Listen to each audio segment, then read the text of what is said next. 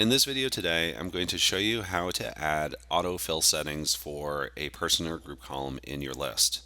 You can do this for either the logged in user by auto-populating who the logged in user is into the list item, or you can select it for another user in case the person filling out the form has filled in that person or group field with another user.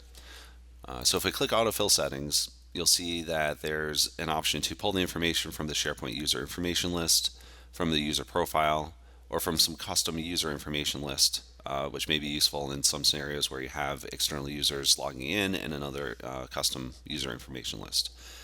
For our purposes today, we're going to use the SharePoint user information list. I'm going to click on New Setting.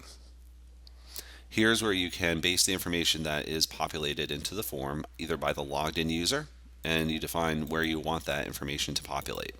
So we're going to fill in the user column called Requester. We could also base it on another user column where if we populated the requester column with a value, it would auto-populate with information such as email or phone number. For this demo, we're going to use based on logged in user, use the requester field. We're going to create a mapping between the requester email and the email property for that user. Now, right now we only have the requester email, but you could have other properties. As you can see here, there's login name, display name, email, phone, etc.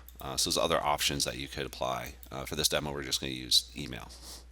Let me hit OK. Let me hit OK. And then I need to publish the form. Yes, I want to publish it. I'm going to hit confirm.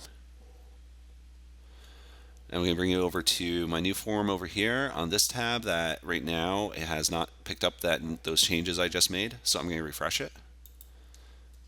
And you'll see that requester now populates with the logged in username, which happens to be admin account, and then the requester email, which happens to be crocannon@crocannon365.com.